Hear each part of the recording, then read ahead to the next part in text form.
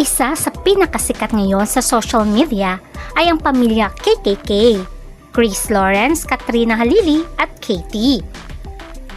Lalong-lalong inaabangan ng mga fans ang pagbabalikan ni Katrina Halili at Chris Lawrence, alang-alang kay Katie, para daw mabuo ang kanilang pamilya. Although sinasabi nga ni Katrina na nito lamang sila nag-uusap ni Chris Lawrence, pero kitang-kita na nandun pa rin ang pagmamahal nila sa isa't isa, kasi halata naman sa bawat kilos nila. Kaya maraming naging masaya nung magbanding ang pamilya KKK. Sana lamang ay hindi ito collaboration lamang dahil merong pinopromote na produkto ni Katie. Ating alamin kung road to forever na nga ba muli si Chris Lawrence at Katrina Halili para mabuo ang pamilya KKK. Ating alamin.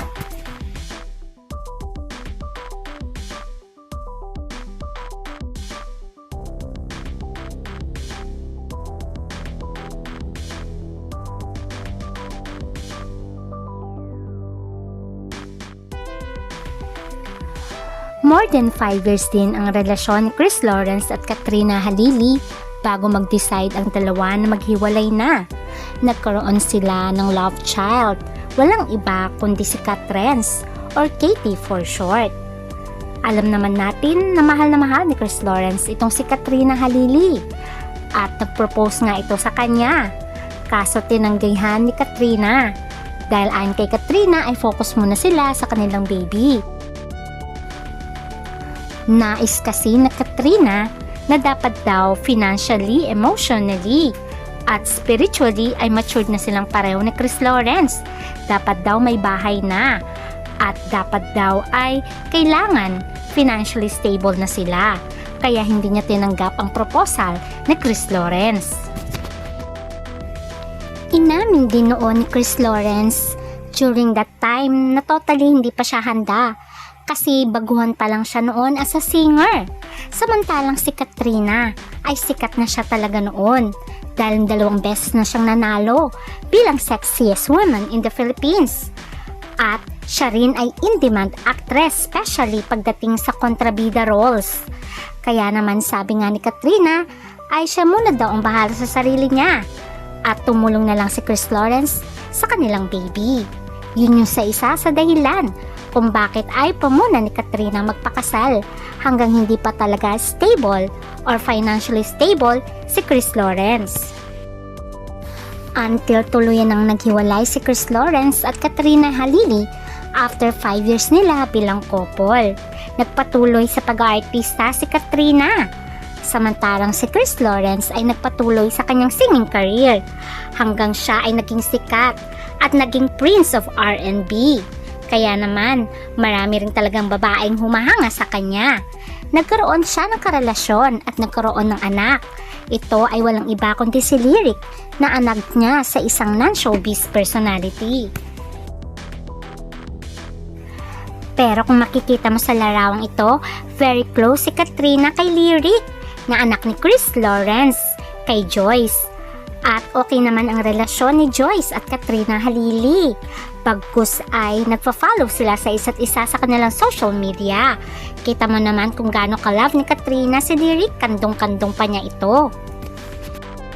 Kaya nga sabi nila, kung makakatuluyan ni Chris Lawrence si Katrina, ay walang magiging problema bilang stepmom kasi nga mabait si Katrina. At kita naman okay naman ang relasyon ni Katrina sa mami ni Lyric na si Joyce. Kaya lamang ay nagkahiwalay din si Joyce at si Chris Lawrence at ang pinagpalit sa kanya ay may anak na rin na walang iba kundi si Carmina. Ito ay may anak sa kanyang dating partner. At sabi nga nila ito daw ang dahilan kung bakit naghiwalay itong si Joyce at si Chris Lawrence. At makikita din naman na kasama din ni Chris Lawrence ang anak ni Carmina sa iba. Kaya nga sabi ng mga fans, instead na ang kasama nga ni Chris Lawrence ay hindi niya anak, ay dapat buuin niya na lamang ang kanyang pamilya kay Katrina Halili. At least mahal na mahal din ni Katrina ang anak ni Chris Lawrence na si Lyric. At hindi lamang yun, May ugali daw kasi itong girlfriend ni Chris Lawrence. Meron daw kasing sa social media ang napanood ng karamihang fans na minura daw nito si Chris Lawrence at pinost pa nga sa social media. At meron one time nga na galit ito. Siguro nga daw ay nagsiselos kay Katrina Halili. At talaga naman, makikita daw na nag-finger ito. Kaya naman marami ang natuwa nang finally ay nagkaroon ng collaboration itong si Katrina at si Chris Lawrence. At nagulat nga sila sa dami bigla ng kanilang fans na nagmamahal sa kanila. Although sinasabing ginagawa lamang nila ito for co-parenting, marami pa rin nagwi-wish na sana mabuo ang pamilya nila, alang-alang kay Katie. At sinasabi nga din itong Carmina na ito na ginagawa lamang daw ito ni Katrina at ni Chris dahil may pinopromote na produkto si Katie. Although sinasabi ng mga fans na collaboration at co-parenting lamang ito, pero ang ganda-ganda daw nilang pagmasdan at ang saya-saya lamang nila pag sila ang magkakasama.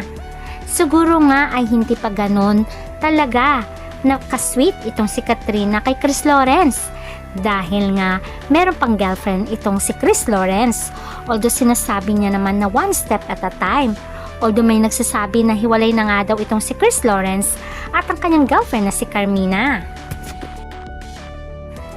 Pero bumuelta itong si Carmina Kate at sinasabi niyang hindi daw sila hiwalay ni Chris Lawrence at ginagawa lamang daw yun ni Chris para sa collaboration at co-parenting kay Katrina, kaya suportahan na lamang daw ito.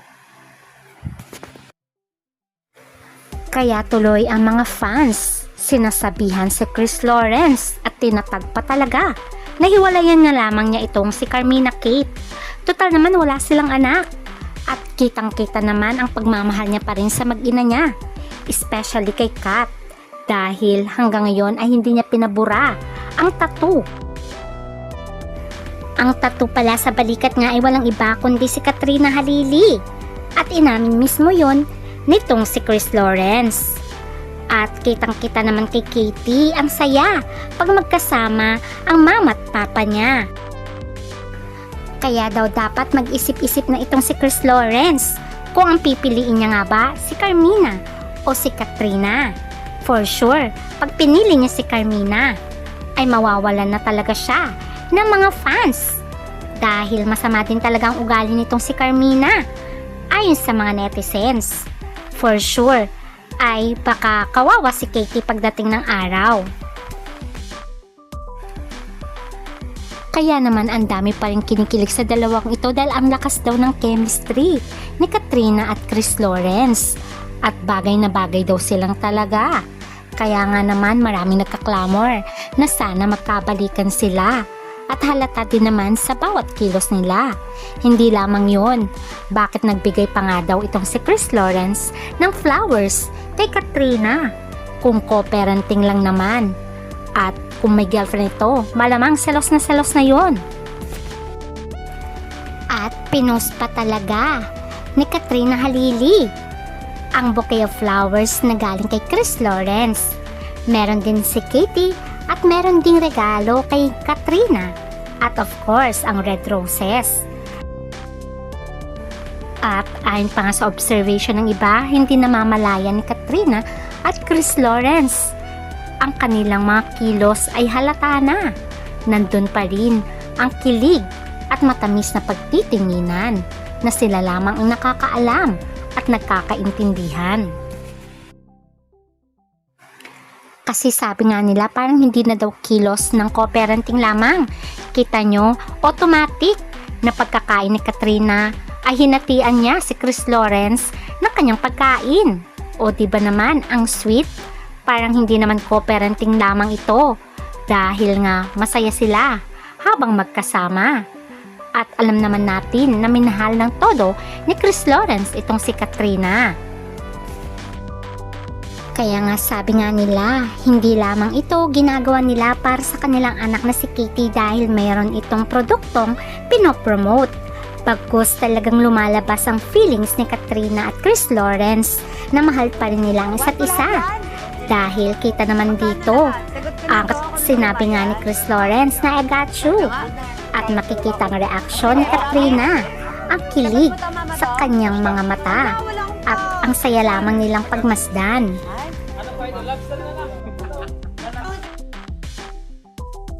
At may senaryo din na binilhan ng jacket ni Chris Lawrence itong si Katrina Halili.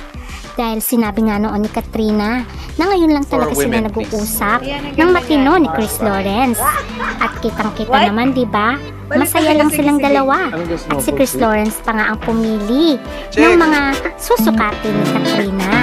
O di ba naman, dito mo makikita na nandun pa rin ang pagmamahal at feelings nila sa isa't isa. Ayun yung hindi, mas maliit. Sabi nga nila, collaboration lang ba ito o co-parenting? Pero syempre, sabihin na natin ginagawa nila yon for content para ma-boost ang kanilang social media platforms. Pero halata naman sa kilos nila ang pagmamahal at kilig sa isa't isa. Kaya naman, sabi ng mga fans, willing to wait sila na sana ay magkabalikan itong dalawang ito. Dahil hindi naman madali dahil may kapareha nga ngayon itong si Chris Lawrence sa katauhan nga ni Carmina Kate De Leon. Siyempre, hindi din naman si Katrina lamang ang kinikilig, especially itong si Chris Lawrence. Kung makatitig kay Katrina, talaga namang wagas. Dito mo makikita na nandun ang pagmamahal niya talaga ng matindi kay Katrina at ang saya at ngiti niya pagkasama niya ang kanyang mag-ina. Diba halata din ang kilig ni Chris Lawrence kay Katrina dahil lumalabas talaga ng kusa ang pagmamahalan nila. Nakikita yon sa kilos at ang kanilang mga mata. Sabi nga nila, eyes don't lie. At saka action speaks louder than words. Kita mo naman dito parang wala silang pakialam na nag-aasaran at nagbabatuhan ng bola. At wala na nga si Katie doon, kundi sila na lang talaga ang nag-aasaran. At para lang silang batang naglalaro. Sana nga daw ay magmahalan na lamang sila talaga. At wag na nilang pigilan ang feelings nila para kay Katie. Ang mga fans, kahit sinasabing may Carmina pa ito. Dahil meron nagsabi na you will thank God much more if you will have a complete family with KH, Katie, and Lyric plus 2 child God permits. At sabi din ni Chris Lawrence na praying. Kaya marami pa rin fans na umaasa na makapag-isip-isip nga daw itong si Chris Lawrence at pumili na siya ng kanyang pamilya na bubuuin. At sana nga daw ito ay si Katie at si Katrina kasama si Lyric. Kaya naman maraming fans ang umaasa at nagpipray na sana mabuo ang KKK family.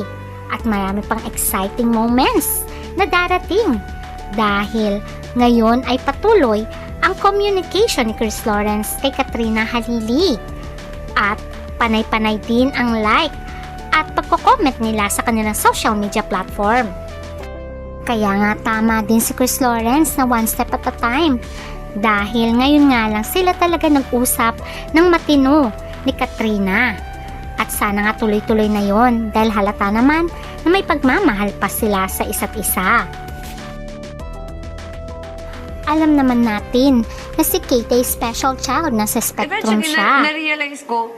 Kaya naman naisipan ni Katrina na isecure ang future ni Katie. Ito palang reason kung bakit nagkaroon ng Katie's Bond. At kita dito ang pagiging emotional na nanay ni Katrina. Sana nga dito ay ma-realize ni Chris Lawrence na buuin niya na lamang ang pamilya niya. At kita din naman dito ang lungkot sa mga mata ni Chris Lawrence. Siguro ay naiiyak din ito. Kaya lamang ay nag-eyeglass ito. Sana nga daw ay may realization dito si Chris Lawrence na mas maganda kung buuin niya na lang ang pamilya niya. Wala ako laging taping sa... Tulad nga ng sinasabi niya ni Chris Lawrence na praying na makukumpleto niya rin ang pamilya niya. Ito na lamang ang ating pagpe-pray at ating aabangan. Until next update, please don't forget to like, share, and subscribe. Bye!